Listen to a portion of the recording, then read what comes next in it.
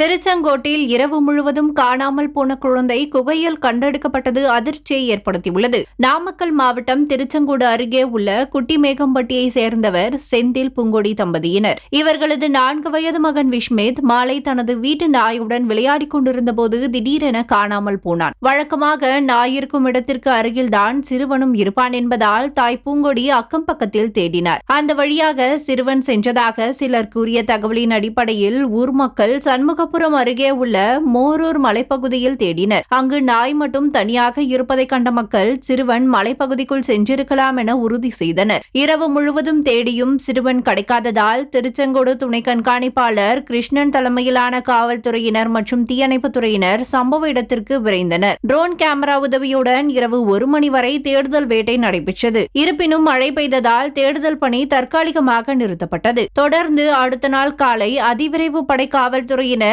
தீவிர தேடுதல் பணியில் ஈடுபட்டனர். அப்போது மலைக்கு நடுவே இருந்த குகை ஒன்றிற்குள் சிறுவன் விஷ்மித் உறங்கிக் கொண்டிருப்பதை கண்டனர். உடனே அவனை பத்திரமாக மீட்ட காவல்துறையினர் கீழே அழைத்து வந்து பெற்றோரிடம் ஒப்படைத்தனர்.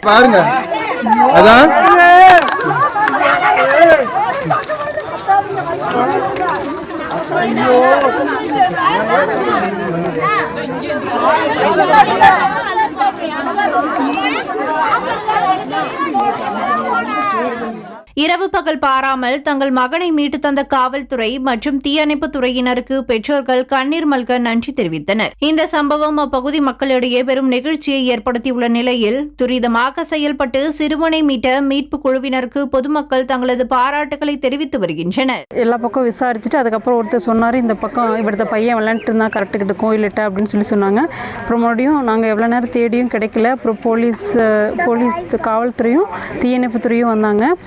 வந்துட்டு அவங்களும் நைட்டு 1 மணி வரல ட்ரை பண்ணி ஒன்றும் எதுவுமே கண்டுபிடிக்க முடியல. அப்புறம் பொதுமக்கள் எல்லாமே வந்து ஹெல்ப் பண்ணாங்க.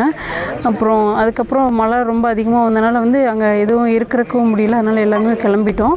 அப்புறம் மறுபடியும் 6 மணிக்கே வந்துட்டாங்க. எல்லாருமே வந்துட்டாங்க. மறுபடியும் வந்து அப்போவும் எல்லாமே தேடி பார்த்துமே எதுவும் கண்டுபிடிக்க முடியல. மறுபடியும் எக்ஸ்ட்ரா போலீஸு எல்லாமே அவங்களும் வந்தாங்க. அவங்க வந்துட்டு மறுபடியும் லாஸ்ட்டாக ஒரு டைம் மறுபடியும் போய் மறுபடியும் அந்த இதுலேயே மறுபடியும் போய் பார்க்கவும் மறுபடியும் அங்கே ஒரு இடத்துல வந்து என் பையன் வந்து படுத்து தூங்கிட்டு இருந்திருக்கான். அப்புறம் மறுபடியும் அவங்க கண்டுபிடிச்சி 1 மணிக்கு கீழே கூட்டிகிட்டு வந்தாங்க.